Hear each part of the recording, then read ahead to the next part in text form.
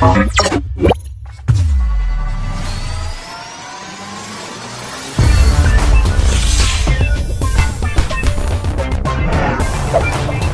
crypto world, coming from Vegas with the Decent.bet team. For those that don't know me, my name's Kurt Connolly. I have to the right of me Chris Hensley, Jedediah Taylor and Adrian Scott. We're here today to answer some of the questions that the Decent.bet community has asked us during our AMA submission. So today we're going to try and cover as much as we can and get through some of the critical information that you guys have asked us. So I'm going to kick it off and just go through some of the list and we'll just run through it and try and give you as much information as we can here today. So first I'm going to hand it over to Chris and I'm going to ask, when it comes to marketing budget and onboarding online gamblers, what's the percentage of the budget that we've allocated for this? Okay, so we've allocated 25% of the ICO raise toward marketing. And when it comes to marketing, there's two groups that we really need to reach, and that's folks that are already in the crypto space, and there are also folks that aren't in the crypto space that have a desire or an interest in gambling on the platform. So we feel like the folks that are in the crypto space are a bit of the low-hanging fruit. So if you think of that marketing budget, we'll probably be having a greater portion of that spent over time towards the non-crypto related market, because we need to basically gain awareness to that field. Yeah, so it's almost like a two-step conversion phase, right? Like we have this low-hanging fruit that is the people that are already familiar with crypto. Their adoption of the platform is fairly easy. And then secondary to that, we have the more challenging aspect, which is converting people to our platform that aren't familiar with crypto. And as we go through kind of a series of questions on what our approach is, one of the questions that we will, I think, address over the course of this is fiat to crypto type option relating to DBET that will assist heavily in the more challenging phase of educating people that aren't familiar with crypto and how do they adopt the platform in the most simple way possible. But as Chris stated, the more challenging aspect is that kind of education process of bringing what's not the low-hanging fruit crypto understanding people to the platform and getting them to adopt it. But we're looking at every possible scenario available to make that conversion as simple as possible. Yeah. So one thing I wanted to mention today is that there has been a lot of questions that have been submitted and there is some sort of overlap there. We are going to try and get through as many of them as we can, but just bear in mind that some of the answers and responses that we give to you today could potentially have some overlap. And there is no real order. So the next question that the community asked us is, what's our plan moving forward, like the Bitcoin Talk Forum? I know that we've got our Bitcoin Talk Forum up and running, and there is a little bit of engagement and traction there, but I suppose the community wants to know what the plan is, Sure. to sort of try and beef that up and get some more traction going with that. Of course, yeah. And that's important to us. The Bitcoin Talk Forum is very important. It's something that we want to spend some time and effort on for sure. So there's some things we could do on Bitcoin Talk Forum. We can have and hold some promotions there. We'll also increase just our manpower of support staff that spends time in there, answering questions and providing feedback to the community. So we're definitely going to be looking into how we could beef up our presence and the information we share and the promotions we run on the forum. But as with anything related to the platform, we're going to analyze it from a real macro overview perspective and what is the most impactful avenue we can take in order to add value to the platform. So as we go through that analysis and we're weighing the low-hanging fruit of the crypto people versus the education of the non-crypto people, how is that focus and that budget kind of managed is going to be really analytically driven, in the sense that we will analyze every step that we do and the impact that it ultimately has to the platform and make strategic decisions as to what we grow and when, and not just throw darts and guess that just because we feel this platform is not as educated or matured as it should be. The real question is that channel, does that channel justify the investment of the maturity of that avenue? and we'll look at all of these aspects individually and make very strategic, analytically driven decisions to justify what direction we go in and why. Great point. Cool. Which sort of ties into one of the next questions, is what types of marketing can we expect to see? So the community's thinking, bounty programs, D-bet endorsements, purchasing ad space. I know that when we kicked off, before we even did pre-ICO, we did like bounty programs and stuff. So can we sort of elaborate on what types of marketing can they expect to see, Jeff? Sure, absolutely, and it just kind of really, not to repeat myself, but it's going to be analytically driven to where at this point the analytics don't show us enough to dictate in a specific manner where that focus will lie.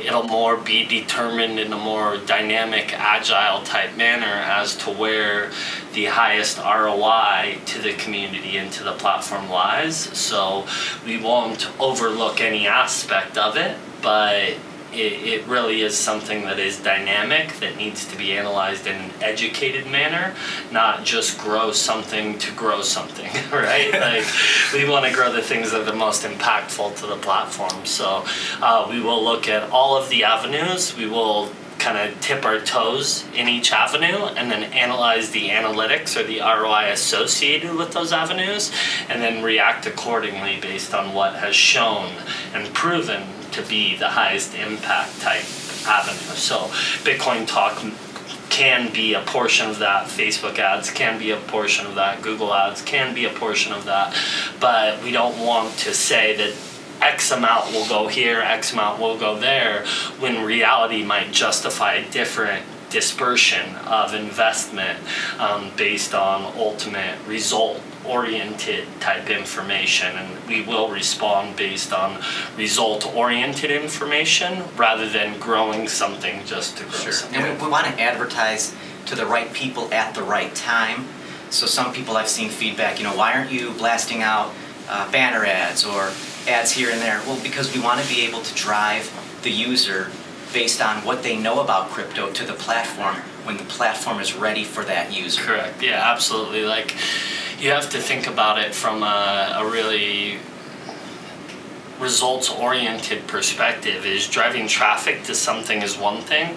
Is there a conversion process in place that ultimately impacts the bottom line of the platform, or do we just rush to get traffic to the platform without that conversion-oriented approach established? And we need to time everything accordingly based on the best interest of the investors and the platform in regards to results-oriented type analytics. So it won't be throwing darts, and we will get further knowledge before we declare what goes where, kind of thing, right? Yeah. So that dovetails into the next one. We did allocate 25% of raised funds for marketing, and one of the questions has been, does that include the appreciation of ETH in the market, and based on that, will that drive us to be more aggressive with our marketing campaign? So I think some of that has just been covered now in that particular question, but if there's anything to sort of add to that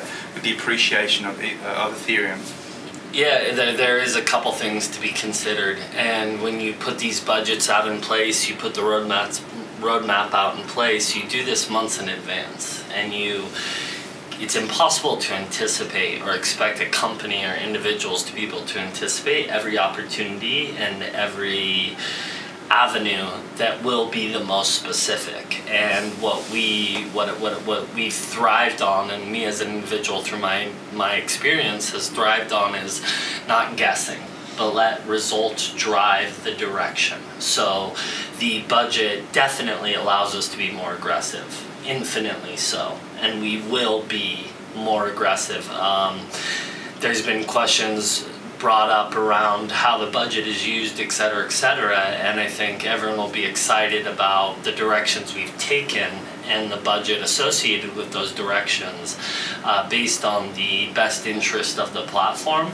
But these things are dynamic, and we recently announced a delay in mainnet of a 30-day mainnet, which was a strategic decision that was based on things that couldn't have been anticipated 6 months ago, 7 months ago, whenever this roadmap was ultimately laid out. So I think the key to success in business is agility and allowing yourself to kind of gain consciousness as things evolve, where consciousness was, in that regard, was impossible to achieve without the information provided as things evolved, right? So we will be looking at this through an evolutionary perspective, an agile perspective, analyzing tangible results rather than just guessing and putting things in motion in one place rather than another. Everything we will do will be very... We try to be as responsible as we can, right? Yeah, yeah, strategic and analytically based as possible. Yeah. And so to be clear about that, the 25% of the budget is, as ETH goes up in value, that budget that we have available to spend on marketing goes up in value. We've made no decisions to change that percent. Not at all. Yeah. A question that we get asked, not just by our community, but you know, when we're talking to people at conferences, you know, meetings, everywhere I go, we always get asked, is there ever going to be this gateway or this potential for the DBet platform to accept Fiat? And you know, it's obviously a major milestone if that was achieved. And I don't know if you want to elaborate what the plan is or what the direction we're thinking about, you know, adopting Fiat onto the platform and how that would benefit and how that would scale. Sure. So I was recently asked this at the Panama Glass conference as well, and hopefully you heard my response there. We're not going to give away our secret sauce, and we have what we feel is a competitive advantage and sort of a secret sauce associated with the positioning of this company in a way that it can accept Fiat. So I'm not going to elaborate too much on those specifics, but in relation to user acquisition, the ability to not change what people traditionally have become accustomed to offers huge advantages from a growth perspective, because if we can enable them to do what they've always done, but to use it in a better, more transparent type platform that Decent.bet offers, then that is a no-brainer in my perspective. And it's when that user acquisition, that adoption process is the same, users really will have to weigh, do I want to go the traditional method of not knowing what my odds are, what the likelihood of me winning is, do I get paid or do I not get paid? Or I can go the same process, know exactly what my odds are, have transparency behind everything that happens, smart contracts acting as escrow, guaranteeing my payment, that it's a no-brainer for that sort of conversion to happen. And that's why we have focused so much on making this process identical, if not more simple than the traditional methods. And that is very much on the radar, very much possible, and from my optimistic perspective, achievable and something we will do. But there are no promises being made at this point as to if or when that will happen.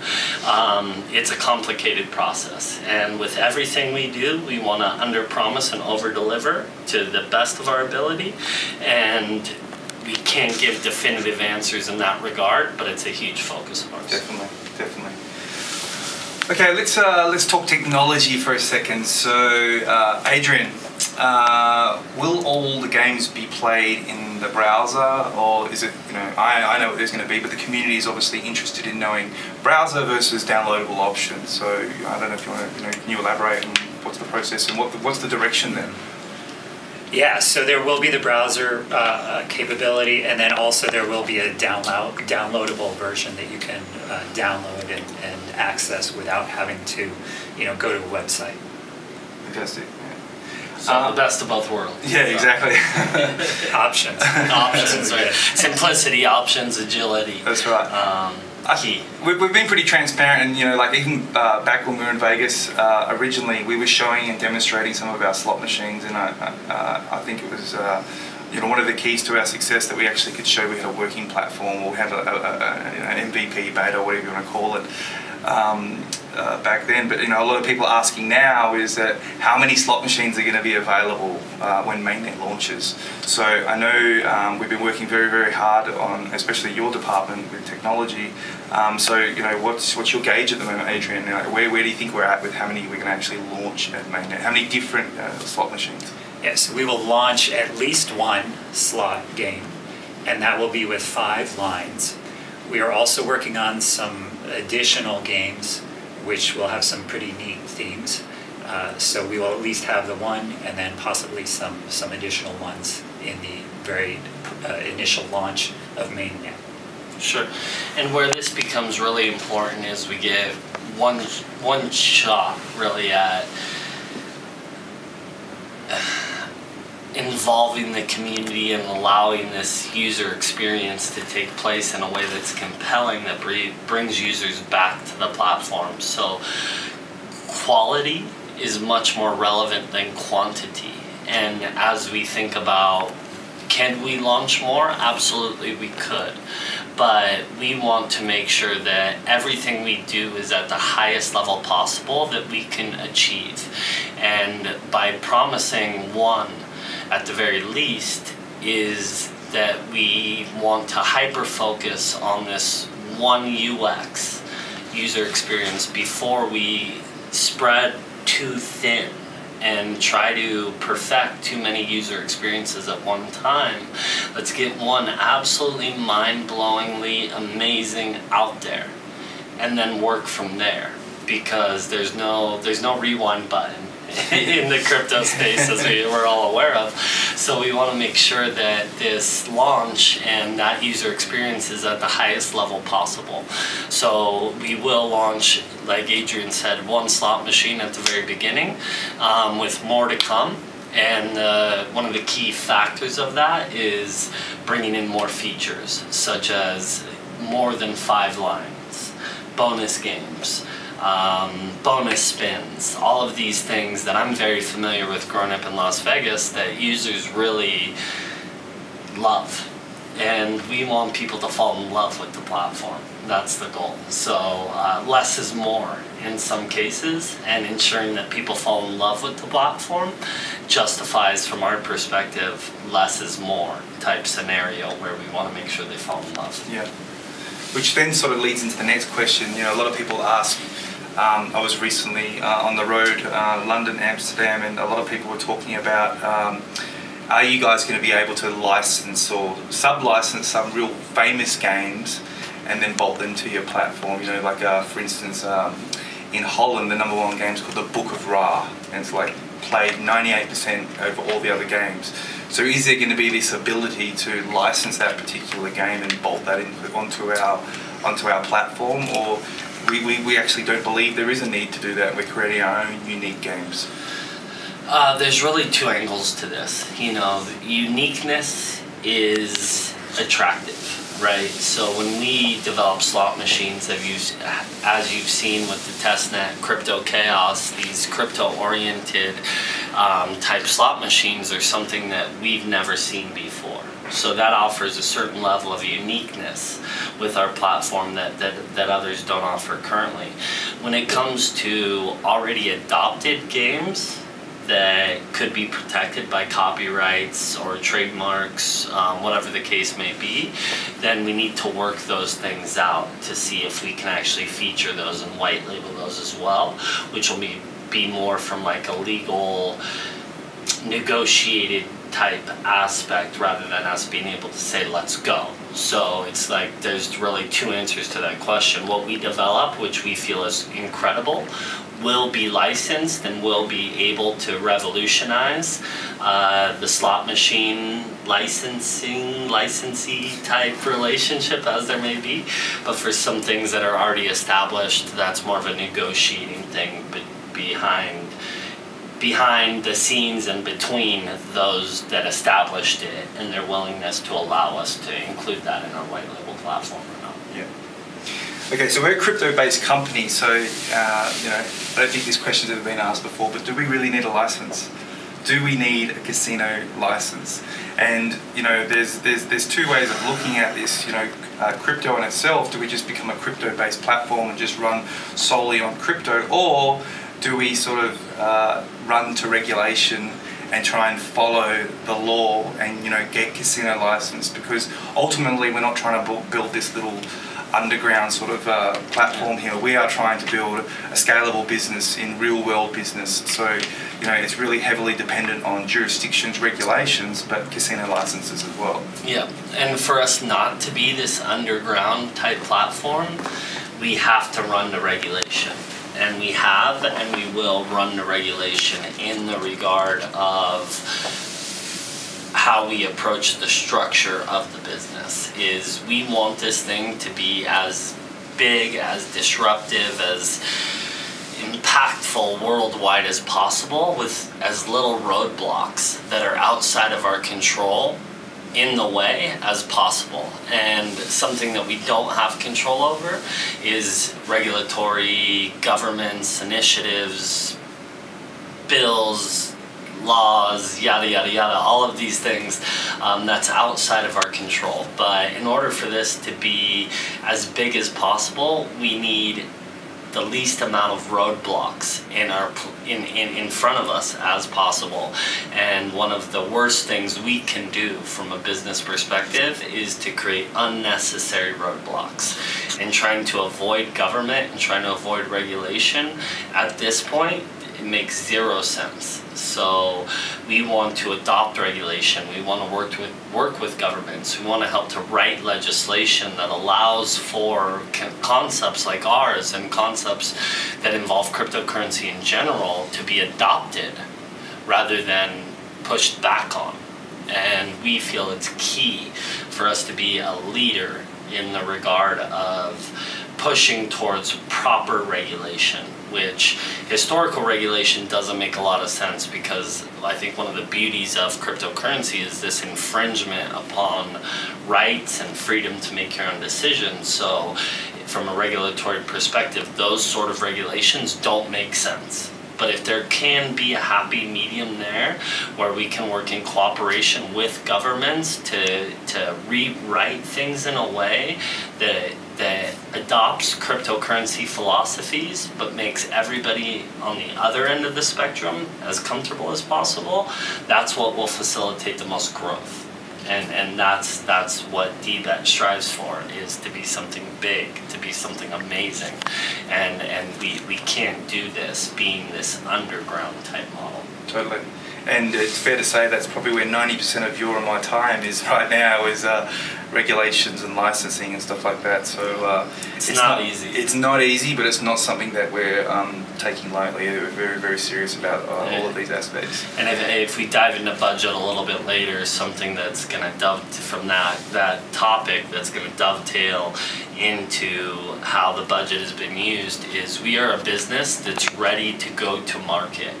And we're not just a crypto business ready to go to market, but we're a crypto online casino based company that's ready to go to market. So these things take time and they take money to do correctly, but based on our passion to make this something amazing and spectacular and sustainable, and that we can all thrive from years and years and years to come, takes an immense amount of investment of time and capital to make sure that it's done correctly. Yeah. Then one of the other questions was, will the casinos be operational in Australia? So will we be able to market and allow the Australian community and public to be able to play on our slot machines? I know that there were some laws imposed last year that sort of knocked all that on the head. So where's our focus been with the Australian market and sort of zooming in on that at the moment? The beautiful thing about what we've done is we've retained and acquired the best of the best in every aspect of the platform that we can find, and aligning ourselves with law firms like Perkins Coie, as well as some incredible advisors that will be announced here soon that we feel are very exciting, is we don't have to guess in that regard. We're going to leave it to the professionals, and the current licensing that we're looking at and really ready to go with, which I think again is another question that's going to come up later, so I won't elaborate too much, is getting the broadest approach that we can and grabbing the low-hanging fruit to ensure the short-term success of the platform. And then through their guidance and their advice, expanding that reach in the most impactful jurisdictions as possible. And where Australia lies in that whole scheme of things is something we're going to rely on really the best of the best we could identify to answer that for us. So that we're stay tuned, right? We're approaching it very strategic and allowing people to excel where they excel by not making commitments or firm decisions without the confirmation from our advisors and our legal counsel as to how that should happen and what the timing of that all should be. Yeah, so one thing that I want to really echo here is we're not trying to rush anything. I know the crypto space is very, very aggressive. You know, 1 day is 1 month in the real world. But if we were to take that approach with such high impactful aspects, this is where companies can come unstuck. So, you know, we're very passionate. Although everyone wants to get this thing out and get playing on it, we have to be very mindful that we do everything properly and be as accurate as we can. And that's why we're bringing these specific advisors on board to help us with this. Sustainability is key. Yeah. The whole crypto, win Lambo, win Moon type short-term perspective is not our approach. And to be honest with everybody out there, if you're wondering win Lambo, win Moon, our decisions won't be based on win Lambo, win Moon. Our decisions will be based on the sustainability of this platform, and if that means slower growth in the short term, but further growth and further sustainability in the long term, which ultimately benefits people infinitely more. And from our perspective, we will always take the turtle will beat the hare. And if we have to be the turtle out the gates to win the race, we will be the turtle out the gates to win the race, because we will win this race from our perspective. And being the hare in any regard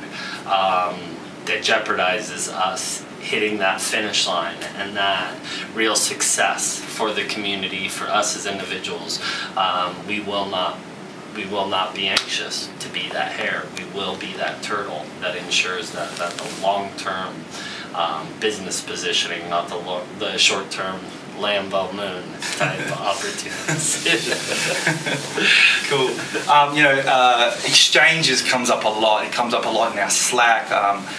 We take phone calls, messaging, our community, even in public, everyone's always so anxious and interested about exchanges. And you know, one of the questions that's come up is, you know, what are the thoughts on the current situation with volume, liquidity in the current market? And I suppose, Chris, you're probably well, you know, positioned to sort of elaborate on that and talk through that. Sure. So there's a couple things that answer this question, and it's got to do with the exchanges as well. But you know, launching our mainnet is going to go a long way into adding liquidity to the token. There's going to be demand for the token. People are going to need it to play on the games. There's utility. It's a utility token. So yeah, that's coming soon, and that's going to add some volume, no doubt. We have faith in that. Regarding exchanges, we're taking a real strategic approach. You know, we won't just list on any exchange. We could be on more exchanges right now, but we don't think that necessarily is going to add value to the community. So we strategically have applications in with 3 large exchanges that the community's asked for and that we think are quality partners to be listed on. And that's Binance, KuCoin, and OKX. And so our applications are in with all of these exchanges. We've even had some information from our legal team passed along to them. We've now got inside contacts that we're working with directly at the exchanges. And we don't have anything to announce today about being listed on any of those, and we can't even promise that we're going to get listed on any of those. But we want you to know that they're important to us, and we think they're important to the success of the platform. And if we can land even 1, 2, or all 3 of those, we're going to see some good liquidity. We are paying attention, and your voice is heard loud and clear. Our house is your house. We haven't said it enough times, and we can never say it enough times, but our ears are wide open. We're listening to you loud and clear. We're doing everything we can to make the best decisions in the best interest of the company as well as all of you as possible. And as Chris just said, it's very strategic. It's not be that hare and rush to those finish lines, but what is the result of getting to that finish line, and is that the most impactful thing we can focus on today? I think another thing as well is that I don't think the general public understand what's required in the process for exchange listings. Okay, some of the lower hanging exchanges, the process is a little bit more sped up, but some of the higher end exchanges, there is some additional steps that you have to go through. So, Sure. you know, just all we ask is just, you know, we try, whenever there's information, we will tell you, don't worry, but, you know, bear with us. It's the more money, more problems. Yeah. And as you become a bigger exchange, you get more problems. You're more highly regulated. Your due diligence process takes a little bit longer. So, reality of the situation is that it is what it is. And the bigger ones are going to take more time, but again, going back to everything we've said, this is very strategic. We hear you loud and clear. We've initiated this process, these applications, and with exchanges in particular, there are third parties involved that simply we have to follow the process. We can't dictate the process. Yeah. So one of the questions that we've been asked is, given DBET's reliance on Bitcoin, is there any thoughts in mind about stabilizing the price with DBET somehow? I mean, I think we really just touched on that for the most part. You know, by going live on mainnet, that's going to go a long way in helping in that regard. Being listed on the right exchanges that have high volume, that's going to certainly go a long way as well. So that's pretty much been answered, I think, in the last couple of The stabilization of price is a function of supply and demand ratio, right? So by increasing utility, therefore demand of the token, drives the demand portion of the supply and demand ratio, which does even things out or calm things down from a volatility perspective, as well as offering liquidity from high-level exchanges that require this higher level of due diligence process. All of these factors combined is part of the strategy, and ultimately we feel will impact the stabilization of the price. For sure. I mean, if you think about it, guys, people are going to need the DBET token to play our games. Right now, the demand for some coins and tokens out there is simply driven by the hope that one day they deliver a product. Our token is going to have real-world demand that's going to be reflected in the liquidity and the volume on the exchanges. And the people that have played the game so far love them. So if they continue to love them, that's going to drive demand, period. More exchanges, going after the top exchanges, listening to the community, paying attention to what all you say, all offers positive type aspects to that supply and demand ratio, and ultimately that stabilization of the token. Yeah. Okay, so I think we've covered exchanges pretty in depth here now. So and by all means, you know, if there's any future questions, you know, there's no reason why you can't continue to ask. But hopefully, you know, with the level of detail that both Chris and Jed have covered here, we're pretty well covered with the information and the updates on current state of play, liquidity. So what I'm going to ask is another tech question for Adrian. So how many users can the platform handle? Like say when we switch over to mainnet, what's your feeling, and what's the test showing about volume of people playing machines, and how's it being handled? So in terms of the scalability, we are basing the platform, the architecture on a very scalable model that we can ramp up as needed, based on demand, based on the usership. And as part of our testing, we are testing, you know, what the load can handle at different levels, different kind of sizings of our architecture. So I feel confident that we're going to be able to meet the demand quite comfortably and provide an excellent experience. We don't anticipate any issues in that regard.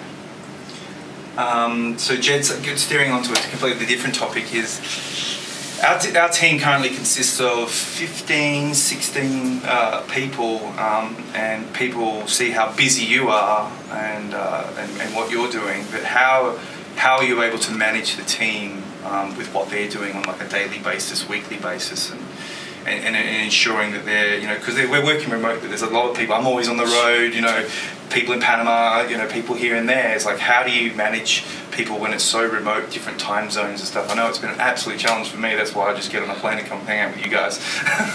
If I could give my own little personal golf clap to the team that we have associated with the platform, it's really due to a combination of both how incredible our team is, as well as my previous experiences. When you look at my prior accomplishments, everything I've done has had a social aspect to it. I call myself a social entrepreneur. So the way we were able to achieve a social aspect to every company that I've built is by having day-to-day items be process-oriented with as much automation as possible. So it doesn't require that hands-on impact in order for something to get from A to B. So by having a killer team and what I feel I'm somewhat of an expert in, which is process automation and Salesforce efficiency, a combination of those two factors really allow us to excel in that regard. Golf clap, everybody. Yeah. There's always this sort of like feeling from the community in Slack, and we get a lot of messages every day. It's like they're really happy with the progress so far, but they're always asking, how can they help more? How can people help us, with marketing, or how can they help with the upcoming conference? I mean, when we went to London and Amsterdam, the public were like reaching out, like, how can we help you get set up at the conference? Is there anything you need? Like if there was, I throw it out to all of you guys, is that if there's something specific that the community could help with what we're currently doing and how they could add value just from sitting at home behind their laptops or ringing someone, like what would you feel would be like something simple that they could do to help us? If I can boil it down to one word, awareness. Raise awareness of DBet as a platform, as well as DBet from an end user acquisition, enjoyment perspective. And it's not just about the enjoyment of the games, but it's about revolutionizing and disrupting the traditional games, which why someone should use our platform versus another platform is the transparency of the odds, the guaranteed form of payment, how well funded we are, the team behind the project, which again you're going to see elaborated and this insertion of experience coming even past what we've already been able to accomplish, but awareness as to every announcement we make, share it, like it, comment it, every bit of news, every value add that you identified that motivated you to want to be a part of this, share this with people that you feel may or may not be interested. We live by a motto, because we're involved in the crypto space, do your own research. So it's never about persuading somebody to do something they don't want to do, but providing people you care about information in regards to the things you believe in is key. And then they make their own decision. But whatever you can do to share that information and share the progression of DBet, the fact that we do have a real life utility, that we do have a mainnet platform coming online here very soon, all of these factors separate us from other cryptocurrency companies. And kindly, if you're invested and you want to know how you can help, awareness, and raise awareness in both of those regards, why it's a better place to play and why you feel it offers hopefully a real utility in the cryptocurrency market, which is what this market needs as a whole. We look at the ups and downs and the fluctuations of the total market cap. The more the less aggressive those movements are, the more stabilization that takes place is going to be our ability to separate theory from reality.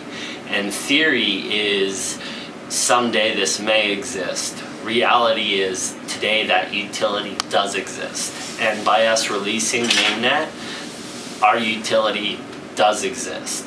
And the transparency and all the value adds as to why someone should use the platform do exist, unsubjectively in my mind. And grab a hold of that and run with that as much as you can. And that's, I think, the biggest way people can help.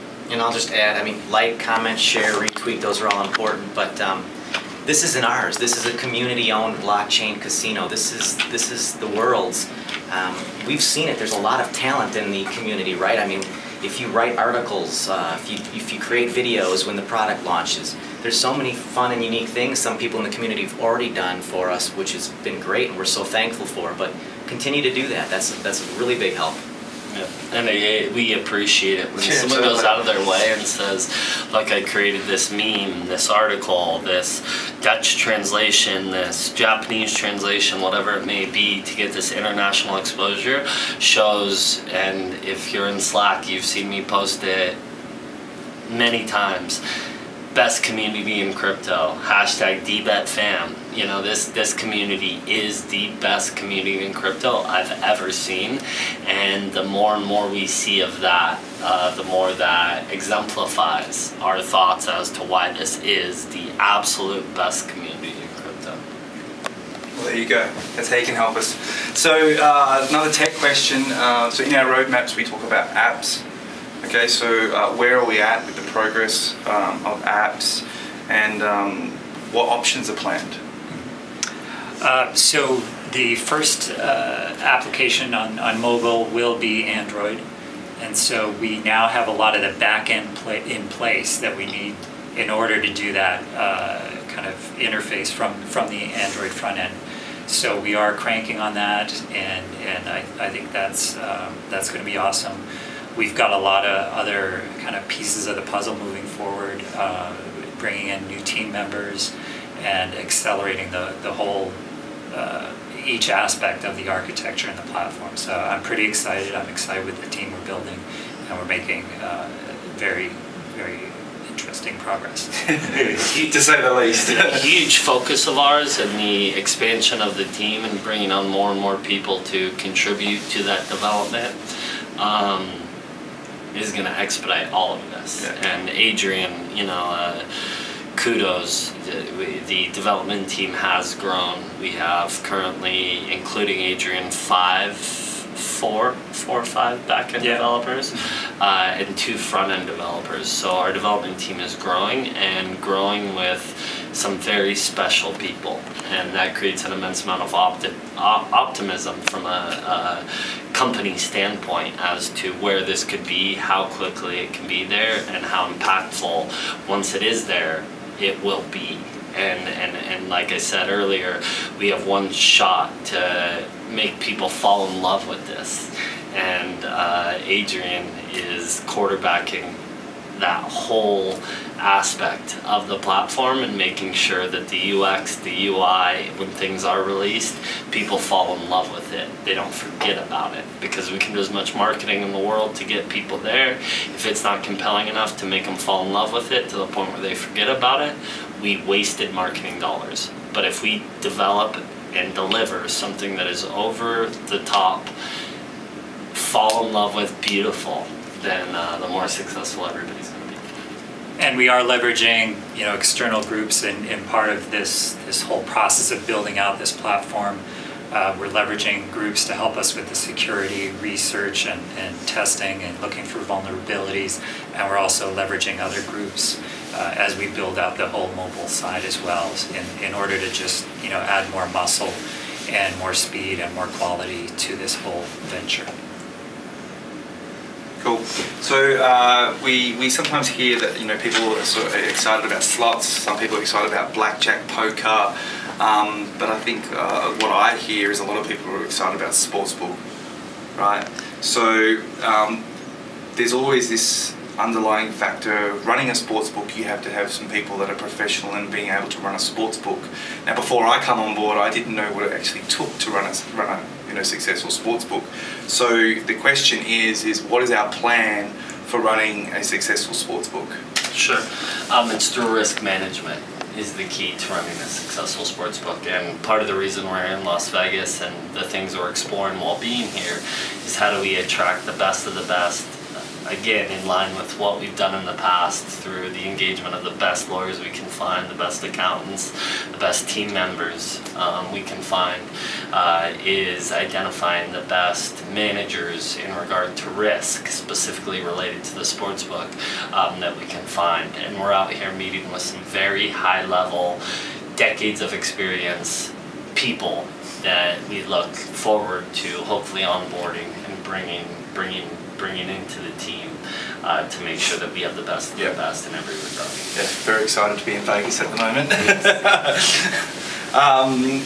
Something totally different that it's not really related to the platform, but it's an interesting question, is has there been a portion of our funds that we raised at ICO hedged against volatility? Sure. Yes, there has been. To some degree. Some has gone into Fiat, some has gone into Bitcoin. We can't pay everybody in D-bets, we can't pay everybody in Ethereum. Some people require BTC, and some bills require Fiat. So we've hedged and diversified accordingly based on what the needs are and what our feelings are in regards to what is the most responsible diversification of those funds.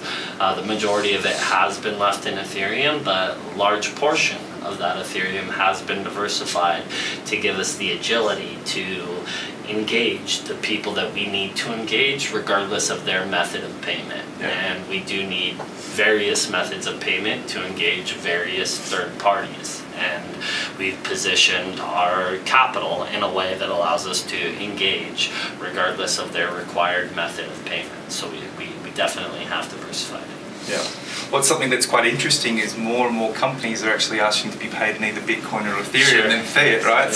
So we have this, as a management team, we have to plan accordingly and think, okay, well, let's try and move some money into Fiat because we have these upcoming payments or whatever it be, and then they flip it on us and say, do you mind paying in Ethereum? And we're like, are you serious? Okay, well, this works for us. But I don't know if we want to. Yeah, I don't know if we want to. Ethereum kind of appreciates better than Fiat, but we did actually plan for X, and now you flipped it on us. So it's an interesting to see that evolving, right? Yes. And it shows just to further validate our confidence in the market and where this shift, and if you've heard me speak in previous discussions of how gaming is shifting online, and now we look at how the economies are shifting, maybe not as rapidly, but are shifting into crypto, really puts D-bet in an incredible position to capitalize on the online conversion as well as the crypto adoption and offer the best of both worlds, especially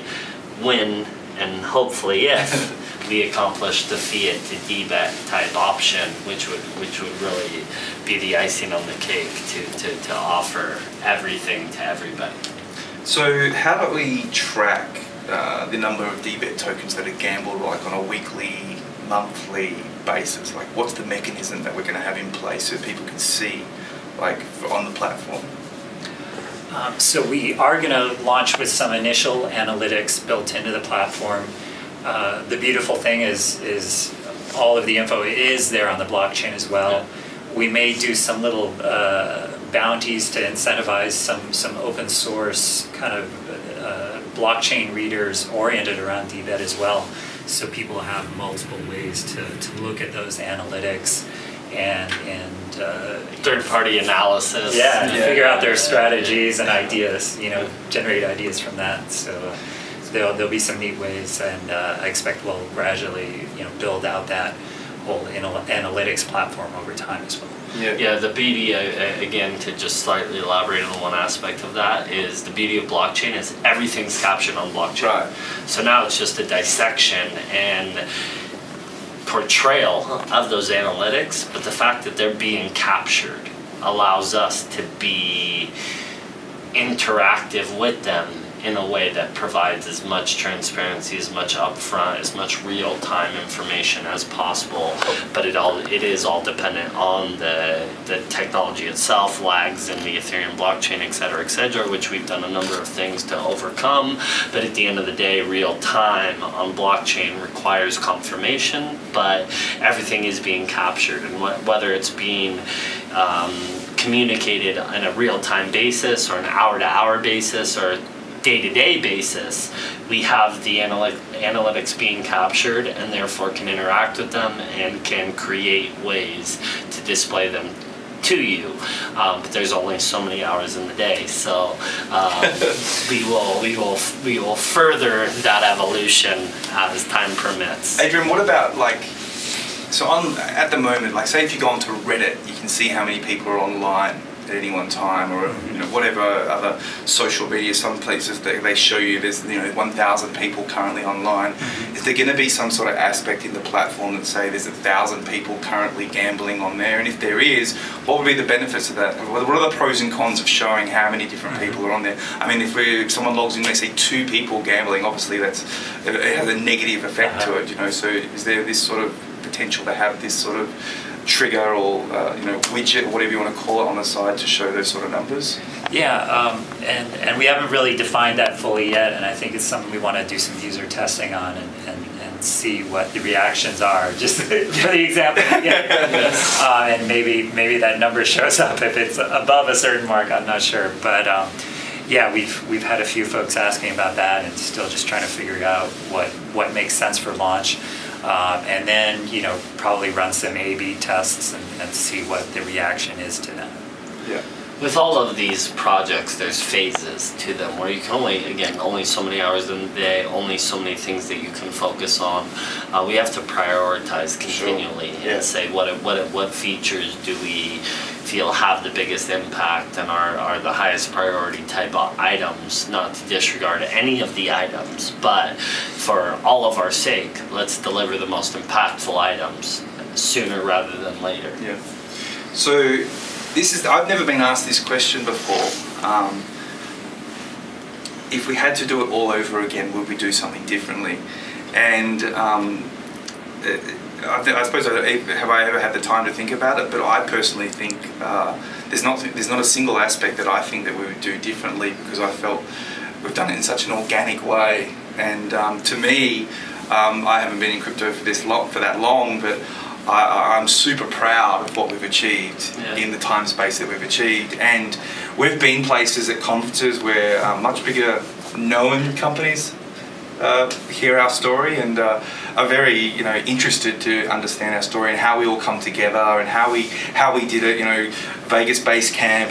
We launched it from there and did this ICO and ICO in a pretty average market as well. So if the question was direct at me, personally, I don't think I would change a single thing. I don't know how, Chris. I would say bring Adrian on sooner. Yeah. I would say one thing. If I could do one thing different, it wouldn't have been to have to announce the delay of mainnet.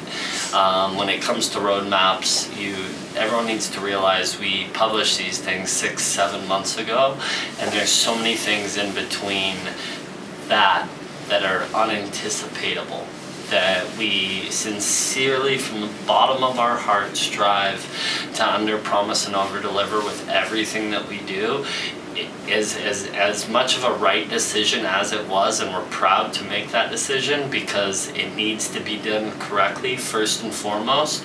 I would have rather anticipated what I didn't anticipate when we originally published the roadmap, and had it been an end of April, not an end of March launch, so we didn't have that unanticipated delay to the community. But again, it is the right decision, but holding myself to the highest level of accountability, that would be the one thing that I would change. Fair enough. Spoken like a true CEO. Regarding white label solutions, if a company wants into the platform, do they purchase 2 million D-bets from the exchange, or is there another process for them to on board, and is there a set price? People are thinking, like, if we're companies going to come in and white label solutions, do they just have to go to the open market and buy them from the exchange with the same price as everyone else, or do we have this sort of plan to make an agreement and say, no, we will give them to you at the set price? I know the answer. No, but the beautiful thing about our business model is the multiple layers of demand, and how those multiple layers of demand impact the supply and demand ratio. And the intent has always been, and the structure is, to have these white label potential providers go out to the open exchange to buy the token in order to increase the demand on the public markets to reward investors accordingly. We get asked about poker games and blackjack.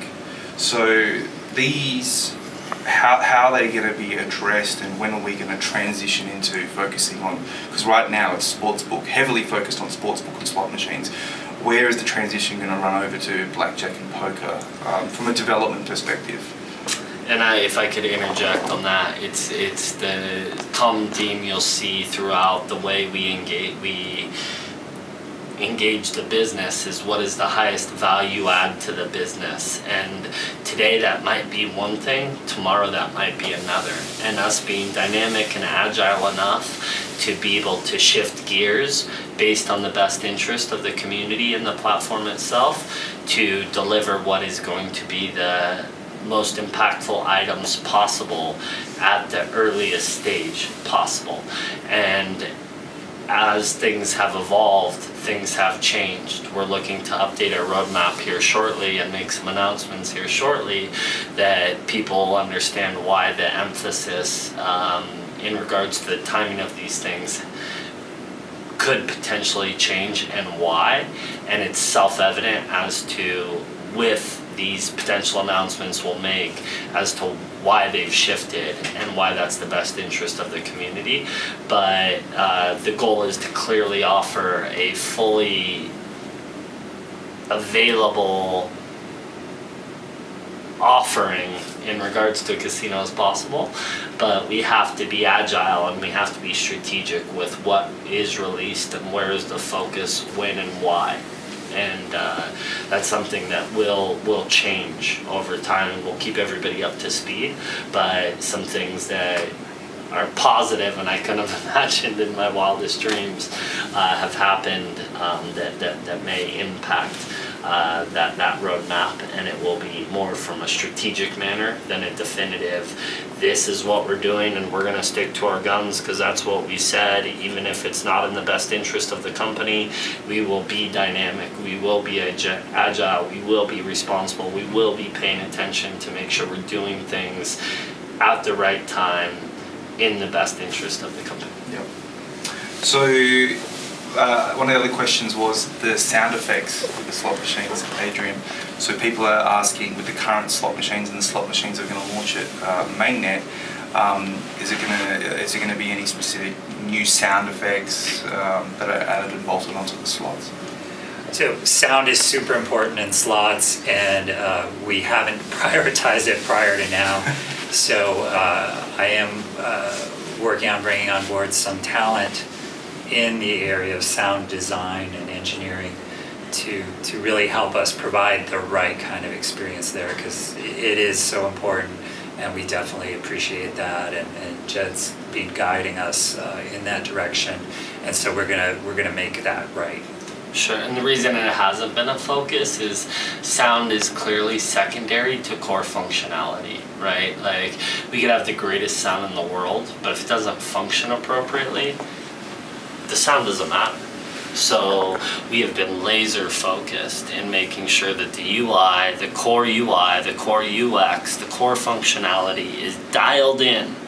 And then, of course, sound does tie into UX, but there are things that supersede it from a core perspective that have to be done correctly before we spread ourselves too thin and go in too many directions at one time. So not to undermine the importance of that, but to emphasize our passion in making this something incredible that from a user's perspective has the biggest impact, and again makes people fall in love with the platform, hopefully the way that you all have and the way that we have and we are. in love with the platform. So another question we tend to get asked is geographical location that we're going after and we're looking at, right? And I spent a lot of time in Asia, and I've seen a lot of people. They love gambling in Asia. So you know, one of the questions that's been asked is, what are the plans? And also, if we are rolling out in Asia, everything's going to have you know, translations and layers, which I think we touched on just briefly before. But you know, one of the things that we did in the start is we partnered with a company in Japan to help us understand that sort of gain exposure. Yeah, gain exposure and marketing experience. perspective. So, but you know, it's one of those things. It's where do we prioritize our bandwidth at this point in time. So. I don't know if we want to elaborate any more. Sure. On Chris has done some things on the marketing side in relation to the just numbers, analytics behind. You know, we focused currently on Japanese right now. I mean, our white paper is translated into multiple languages. We do now have a Facebook page in Japanese and a Medium page in Japanese. So all of our announcements go out translated in Japanese as well as English. And we have plans, of course, to have the full website and the platform in additional languages as well. And all the announcements. All the announcements, yeah. Asia's going to be an important market for us for sure, so there'll be a big focus there. It's on the radar, and as soon as it fits into the bandwidth, it will happen, for sure. And it is in the back of our minds and relevant in the back of our minds, for sure. We've already taken some steps to show that. Absolutely. So, more to come. Stay tuned. That's Kurt. there's a question here. Where do we see Decent.bet in 3 years? I elaborated earlier on. 1 day in crypto is like a month in the real world. So you're asking a real interesting question there. Where do I see it in 3 years' time? I think, you know, with some of the stuff that we've elaborated on during this AMA is we're not focusing on a very, very small underground sort of business. We're looking to scale this company to as big as we can, as big as we can, but not even bigger than we can even imagine. So where do I see this in 3 years? I personally feel that if we can do things right and follow the systematic process that we're approaching at the moment, I feel that we could be, you know, this global recognized online casino that everyone's using around the world, and that's ultimately my goal. Sure. And I know investors are always asking about price. So the one thing we're not going to do is speak about price in this regard, because price is not what we're focused on DBET token. Obviously, we understand that over the long term, a function of delivering something that is world class, that is transparent, that is disruptive, that offers things that other platforms can't provide, ultimately reflects down the price. What that price is going to be is dependent on so many factors. What does China do? What do the exchanges do? What do the regulators do? There's so many things outside of our control. So the next 3 to 10 years, the goal is to build something that is comparable, if not superior, to any other experience out there from an online gaming perspective, as well as offer transparency and trust that is unattainable through any other medium in the entire world. And if we offer transparency and trust that's uncomparable, and a user experience and a user interface that is unrivaled, unmatched, as good as anything out there, if not better, everything else should follow in line with that. But that the goal is to deliver the product. And the product that we're striving to deliver is something that is incomparable, both from a UI, UX, as well as a transparency and trust perspective than anything else traditionally can offer. So here's a technical question. If a new platform emerges beyond Ethereum, would Decent.bet consider transitioning over to a completely different platform? From what you've done now and seeing the background of Ethereum. Yeah. So from the technological perspective, it's almost more driven by the business perspective and the community perspective, and you know, our house is your house. Our house is your house. So it's driven by, you know, thinking about the DBET token and how do we support that in the community. And does that evolve over time? Quite possibly.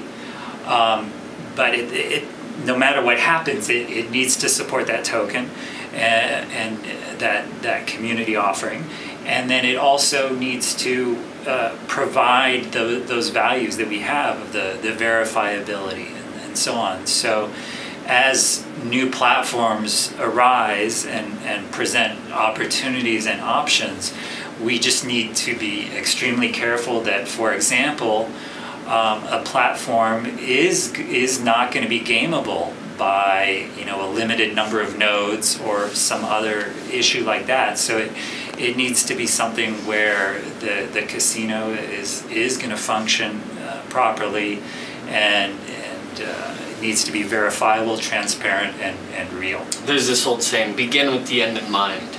And we are always thinking of what is the end in mind, and then strategically the best path to get there. And if something were to emerge, beginning with the end in mind, that is in the best interest of the community, best interest of the investors, users, everybody involved, if something were to emerge, absolutely we'd be open to it, but we're always going to begin each and every decision with the end in mind and how strategically that affects everything involved with this very unique, new, dynamic technology that is cryptocurrency. Yeah. Let's talk about house staking. So, a lot of people are very eager to push their D-bets into bankroll the house. So the question that's been raised is, when do the payouts occur, and how long before the next, we call them sessions. So I stake my tokens after the 3 months. How does the payout occur, and then how quickly does the next session start? Sure, so the session will end at the end of the 3-month session. Through the house module, you'll have some visibility into the analytics associated with that current session. Prior to the next session starting, we're going to have a week-long vesting and even divesting period where participants can choose what their level of investment is for that next session. So you have this week-long period to dictate what's going to happen over the course of the next session, and then once that current session is finalized, whatever you decided in that week-long period will ultimately take place. So if you decided to get paid out, smart contracts will execute those payments. You'll get paid in a matter of hours, days. It's very straightforward. The smart contract does immediately. Just like the token distributions. Yeah, so it should be semi-immediately, as fast as the Ethereum network can process it. But at the end of the session, the results have happened. So then the smart contract reacts to those results and the distribution happens immediately. Now, what ultimately is distributed is going to be based on what's defined over that week-long period. Okay, I want to roll X over and reinvest. I want to divest X. I want this sort of percentage orientation of my funds moving forward, which will all be a function of those smart contracts. But once that session ends, the smart contracts will execute fairly immediately, and keep in mind it might be processed if CryptoKitties happens again. That's what I was just about to say. That locked down network. Then, Jed's referring to the days aspect because of the CryptoKitty saga, right? Yeah, but it'll happen as immediate as those transactions can process on the blockchain. A question's been raised about partnering with traditional bricks and mortar and other online casinos. There's some big names out there. Have we looked into specifically going out there and partnering with some of these casinos?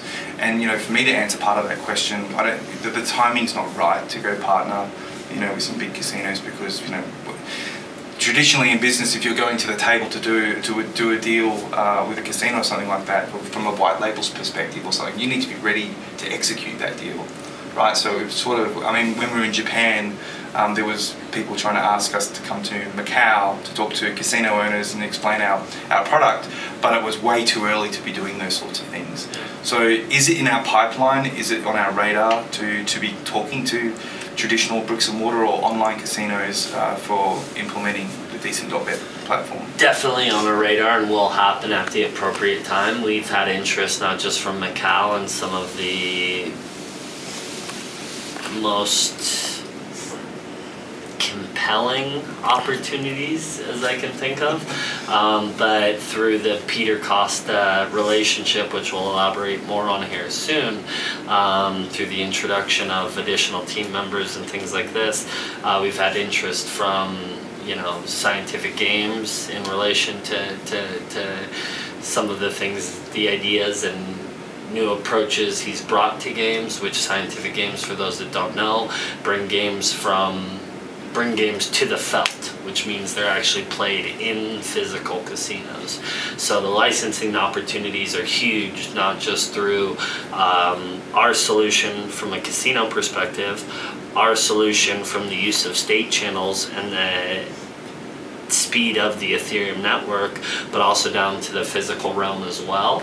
And to be at this stage of the game and have as much interest as we've had expressed from the types of people that have expressed them, Scientific Games on the felt in Vegas, it's pretty humbling, to say the least, that these sort of opportunities will present themselves. Adrian, one of the questions that's been asked is, will the wallet have an option to automatically reinvest back into like a house? So we've had a lot of folks asking about that, asking for that functionality. It's definitely something that makes a lot of sense. So we are looking at it. I don't know, I don't have a full answer at the moment on that, but it's something we see a definite interest in. And so we're just going to see how that makes sense to implement best, and we'll update the community on that when we do have more news on that. So the next question sort of dovetails into that as well. So in regards to the house shares, is there any way that the ledger, like a ledger would be enabled, or will everyone just have to use the wallet? I mean, when I'm saying ledger, I mean like a net. Hardware wallet, hardware wallet, right? So yeah, we are looking and would like to add support for hardware wallets. At the same time, I just want to mention that when you do go in for the house shares, you are putting those tokens into a smart contract. So just make sure there's clarity on that detail as well. So yeah, we would like to have more options of hardware wallet integration. As well, just to give people more options. Yeah. One of the things that always gets asked, and I think it's becoming more apparent, not just in our space but across the entire crypto space, is KYC. Right. So a lot of focus on KYC now, not only from an ICO perspective but all sorts of aspects, and it's definitely something that we've been talking about a lot internally. Is there anything we want to elaborate right now based on KYC? I know it's something that we're talking to with our lawyers, Perkins, who are highly specialised in the whole KYC process, right from the top down in Perkins. They have some very experienced people in there. So do you want to elaborate on KYC? Yeah, KYC is something that is going to be necessary to some degree in order to run to regulation in the ways that we've spoken about over the course of this AMA, is that we want this sustainable platform that lasts forever and hopefully infinitely past even my years on this earth. We want to disrupt gaming and decentralize the opportunity associated with it so that it's fair for everyone in the world over a period of time. And we will be the turtle in that race, not the hare in that race. And we'll abide by what we need to in order to not jeopardize the community or the platform in any way. Yeah. But those lawyers will ultimately help us navigate that, and we have the best of the best in our corner. There's a lot of time spent talking to these lawyers, I can assure you. Yes.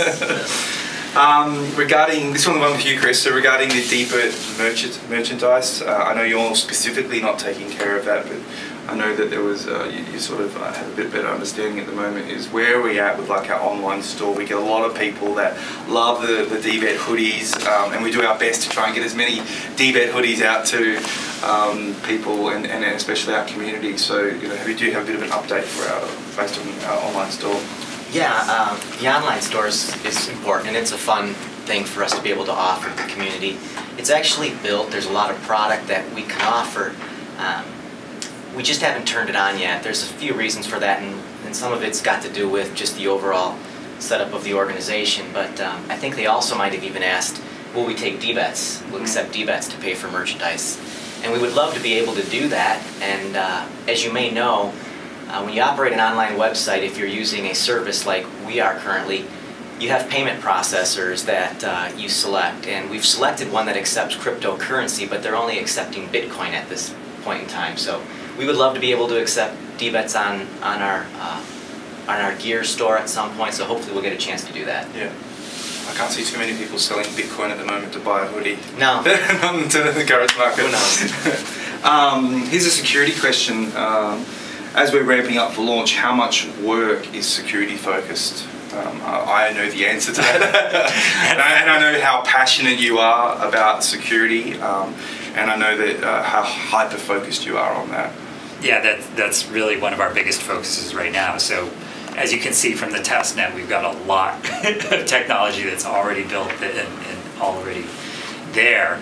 And so a lot of what we are doing right now is exactly focusing on security and trying that everything out and seeing, just making sure, eliminating risks that we can. So that's the biggest focus right now. Yeah, there were several questions actually here around security, and I know before we ran ICO, we were getting third-party companies do audits and that, and I was actually quite surprised how well those audits went and the feedback on those audits. So, I mean, one of the other questions is, like, what are we putting in place for, like, DDoS attacks and stuff like that? Is there additional measures that have been taken?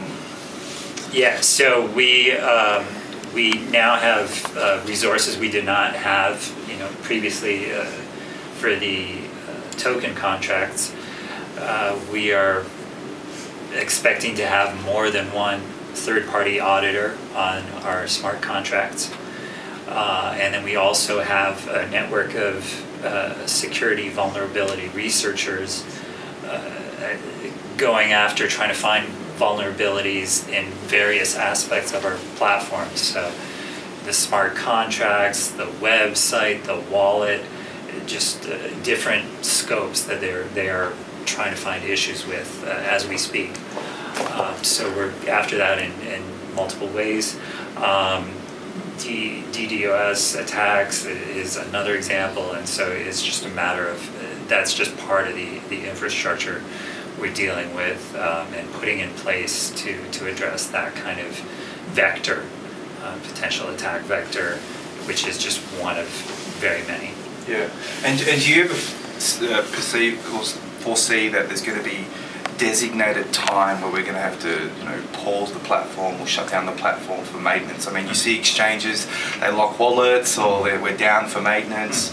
Is this something that you've thought about and thinking that we're going to have to schedule at periodic times, or what's your thoughts on that? Yeah, so in addition to security, that's another item we're working on in terms of the maintenance of the smart contracts and the upgrade process for those as might be needed, and similarly various kind of risk management approaches that for various potential cases and how we address those. So while there's not a scheduled maintenance window, there may be times when it makes sense to pause the platform while we address a particular attack vector that's in action.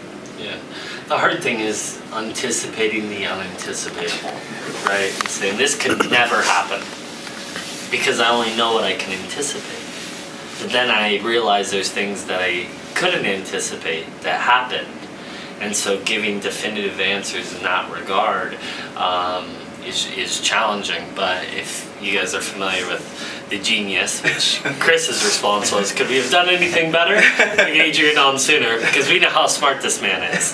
And we have an absolute gem in that regard that I assure all of you, his incredible brain is digesting and analyzing that from every perspective to do what we can based on what's anticipatable and what history has shown, and trying to anticipate what we can't anticipate as much as possible. But it is something that I think is possible, even if we don't see it happening today.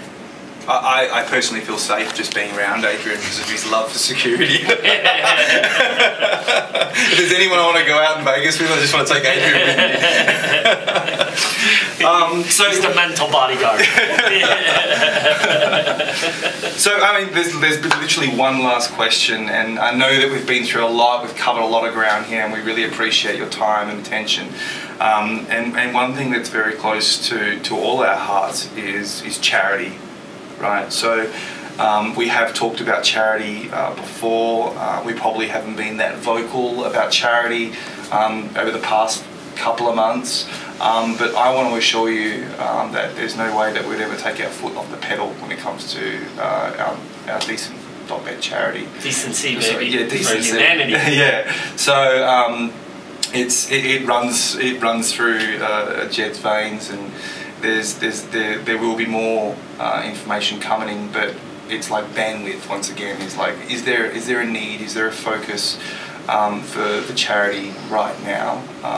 And part of it is a function of the platform getting up and Correct, running, yeah. which is ultimately the revenue business driver through our ability to impact things that are bigger than all of us. And the one thing I love about our community, we were in London and we spoke about charity, and they stopped the whole presentation and were clapping as loud as they could, and I was like almost teared up a little bit.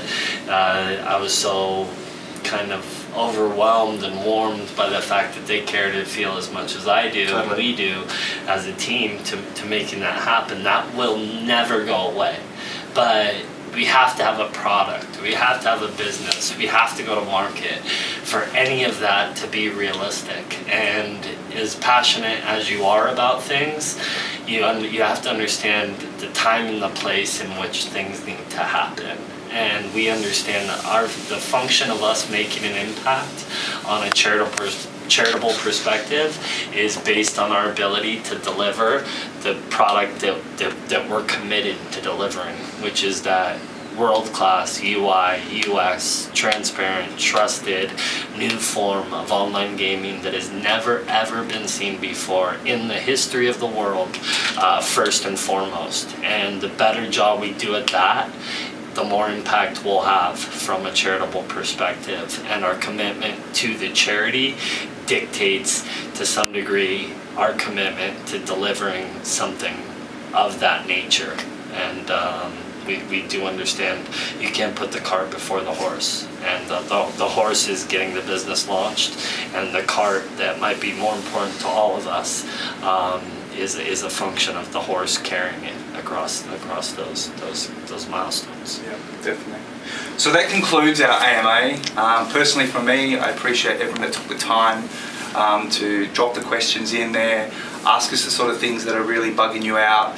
We do try our best to get in Slack and answer as many questions as we can, but please understand that it's critical timing for all of us at the moment, and we're trying to utilise our time the best. So we felt it was the best way to do the AMA. We could have put it out on a medium or chucked it in Slack and answered some questions, but we also always have this personal touch that we want to be trying to engage as much as we can with our community and stay connected. So for me personally, I appreciate all the support so far to date. It has been a bit of a long journey, but I've loved every bit of it, and I'll continue to do the best I can. Yep, and long journey in the sense of one day in crypto is 30 days in the real world, but from ICO to getting mainnet, I haven't seen a company perform as quickly as we have. So as long as the journey as it's felt, take it into perspective and look at where we are versus the date in which we started, and I hope you all appreciate it as much as we do. We delivered a product alpha prior to ICO to expedite this time frame, and at the end of the day we finished ICO 6-7 months ago, and we are launching technology, we're launching a business, we're launching a charity. We are going to impact people's lives not in theory, down the road, someday, our timelines are right around the corner, and we could not be more excited about you being a part of it with us and the ultimate impact that it will have. So echo Kurt's statements. Thank you all so much. Thanks guys, stay tuned.